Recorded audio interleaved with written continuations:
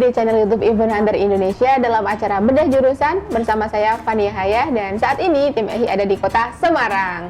Nah, sebelum lanjut video, jangan lupa untuk subscribe channel YouTube Event Hunter Indonesia dan aktifkan notifikasi kalian supaya nggak ketinggalan video terbaru dari Event Hunter Indonesia. Nah, Sobat EHI, saat ini menjadi narasumber Bedah Jurusan, saya udah ada di samping saya nih. Kita langsung aja kenalan ya. Oke, silahkan Kak. Halo, Assalamualaikum warahmatullahi wabarakatuh. Perkenalkan, saya Hindun Mila Hudzaifah dari jurusan Magister Terapan Kebidanan Poltekkes Kemenkes Semarang. Oke, Magister udah semester berapa nih Kak Mila? Kebetulan untuk saat ini saya semester akhir, semester 4 di Poltekkes Kemenkes Semarang. Oh, jadi lagi lulusan tesis dong ini? Iya, lagi tesis lagi. Targetnya kapan nih mau selesai? Insya Allah bulan Agustus atau September ini. Mohon doanya juga buat teman-teman semuanya.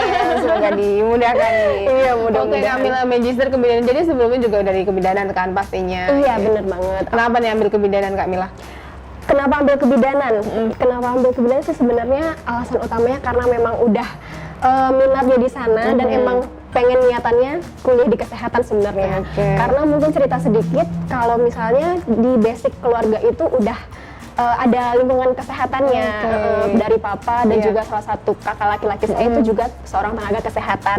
Jadi mulai dari kecil itu udah terpapar sama yang namanya alat-alat kesehatan. Jadi sudah terbiasa ya.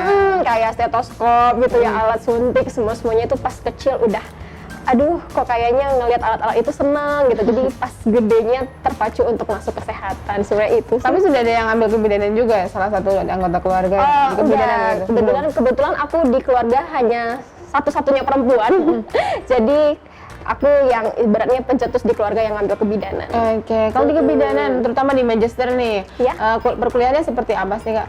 Kalau di magister atau di, kan aku sebelumnya di basicnya D4 nih, apa di D4-nya dulu apa di magisternya dulu? Mungkin nanti bisa dibandingkan juga kayak gitu.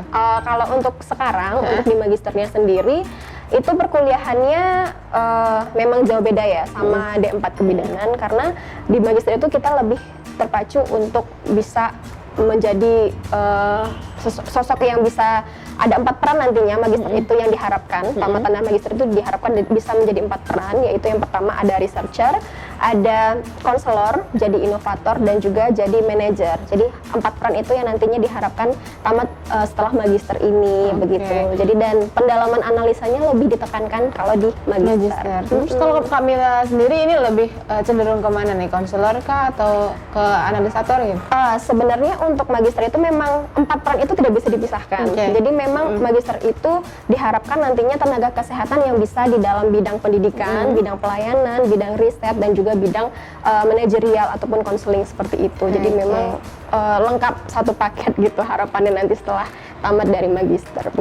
Kesulitan dan tantangan kuliah di Magister Terapan Kebidanan ini seperti apa? Dan dibandingkan dengan S1 tentunya gitu. Iya, jadi kalau kesulitannya itu sih apa ya, mungkin karena basic aku dari fresh graduate sebelumnya ya, fresh graduate. Jadi mungkin belum ada pengalaman kerja sebelumnya. Jadi memang pengalaman-pengalaman di lapangan itu harus aku gali lagi, dan aku masih banyak belajar dari mungkin beberapa orang yang sudah mengalami lapangan kerja seperti itu. Jadi mungkin agak kesulitannya di sana. Tapi ya so far sih untuk kuliah di magister menyenangkan, dan memang banyak hal ataupun banyak ilmu yang kita dapatkan di magister kebidanan dibandingkan di D4 dulunya. Hal penting apa sih ini, kan kalau misal di kebidanan kan memang terkait dengan kesehatan perempuan dari dia mulai lahir sampai dengan mungkin nanti hamil, menopause seperti itu. Hal penting apa sih yang perlu diketahui oleh masyarakat awam terkait dengan kesehatan perempuan Kak? Iya, sebenarnya kalau untuk kebidanan itu memang intinya mempelajari satu siklus kehidupan ya, satu siklus kehidupan wanita. Itu mulai dari proses kehamilan, persalinan, nifas, menyusui, dari bayi balita sampai dengan remaja, sampai juga lansia tentunya. Dan di sini mungkin lebih difokuskan kepada kesehatan reproduksi. Nah, kita mungkin sebagai seorang wanita tentunya sangat ditekankan sekali untuk memperhatikan kesehatan reproduksinya, terutama tentang personal hygiene dari seorang wanita. Karena zaman sekarang itu angka kejadian seperti kanker, baik itu kanker payudara ataupun kanker serviks itu sangat tinggi. Ibaratnya untuk angka kematian di kalangan wanita begitu. Jadi untuk personal hygiene, untuk lebih memperhatikan kebersihan dirinya lagi tentang kesehatan reproduksinya, diharapkan wanita-wanita sekarang peduli, jangan sampai istilahnya tidak memperhatikan dirinya sendiri begitu. Oke, kasih satu tips sederhana nih Kak terkait bagaimana perempuan bisa memperhatikan kesehatan reproduksi dan terkait bagaimana mencegah mencegah kanker serviks misalnya kayak gitu. Kalau di zaman sekarang kan udah canggih teknologi ya, sosial media juga sudah ramai sekali, dan untuk akses informasi dan juga ilmu-ilmu yang terbaru itu bisa dikatakan tidaklah sulit. Jadi mungkin dari sana kita bisa mulai memotivasi diri ya, lebih memotivasi diri untuk bisa mendapatkan informasi-informasi yang lebih lanjut terkait dengan hal-hal apa saja sih sekarang yang harus dilarang mungkin ataupun yang harus dikerjakan mengenai tentang kesehatan reproduksi wanita begitu. Terkait ke perkuliahannya Kak Milani di Magister, karena kan kalau misal di D4 atau di S1 mungkin sebagian ada praktik untuk terjun di masyarakat. Iya, Dan kalau di Magister bagaimana? Dan kegiatan dengan masyarakat yang sudah dilaksanakan juga seperti apa Kak? Kalau untuk D4 itu memang setiap semesternya kita turun ke lapangan ya. Jadi memang kebetulan aku kan basicnya dari terapan, jadi bukan dari S1 tapi dari D4 kebidanan. Jadi lebih difokuskan kepada terapannya. Karena untuk terapan ini itu 60% prakteknya, 40% teorinya. Jadi memang prakteknya lebih banyak dibandingkan yang kuliah di S1 seperti itu. Nah, jadi untuk di magister sendiri karena saya lanjutannya dari D4 kebidanan dan juga lanjutannya juga magister terapan, tentunya prakteknya juga lebih banyak. Di tiap semester, di terakhir kemarin itu di semester 2 dan 3 itu sudah turun ke lapangan juga. Di semester 3 kemarin sempat turun ke puskesmas, ke rumah sakit begitu. Jadi memang kita ilmu yang kita pelajari di kampus itu kita aplikasikan langsung ke masyarakat begitu. Terus ini setiap ilmu pasti kan mengalami perkembangan, ada inovasi baru, kemudian ada pengetahuan baru yang kemudian hal-hal yang semisal sudah lama kemudian sekarang diperbarui. Nah, hal baru apa sih di dunia kebidanan yang perlu diketahui masyarakat saat ini Kak?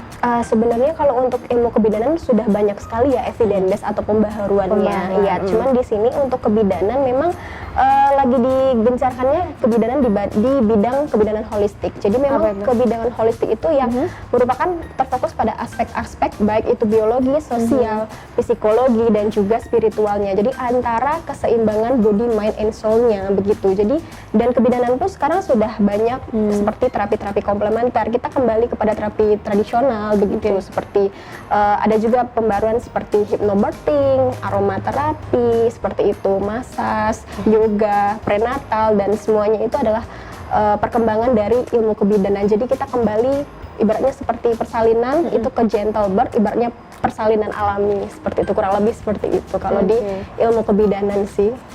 Menurut Kak Mila, kemampuan seperti apa sih yang harus dimiliki oleh mahasiswa kebidanan?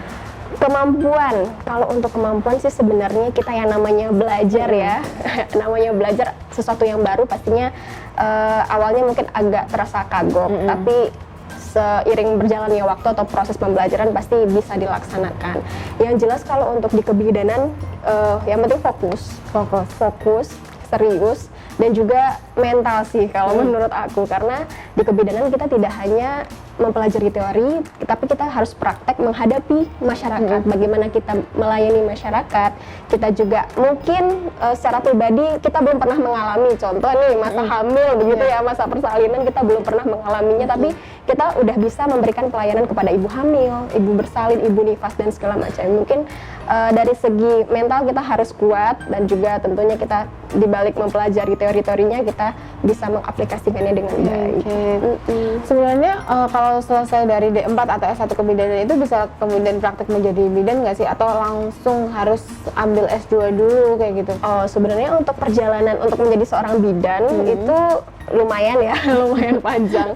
Tapi untuk kebidanan sendiri misalnya udah di D4 kebidanan ataupun S1 kebidanan itu tergantung kita memilih jalurnya seperti apa. Karena di kebidanan itu mungkin setelah kita tamat sekolah bidan baik itu D4 ataupun S1 kita harus melalui dulu yang namanya uji kompetensi. Uji kompetensi itu nanti yang akan mengeluarkan surat tanda registrasi yang menyatakan bahwa kita kompeten dalam bidang kebidanan. Setelah itu mungkin bisa ada beberapa yang memilih jalur untuk mencari pengalaman kerja terlebih dahulu gitu, atau mungkin melanjutkan sekolah ke bidang profesi kebidanan itu sendiri. Dan kalau aku kebetulan memilih jalurnya itu lanjut ke magister terapan kebidanannya.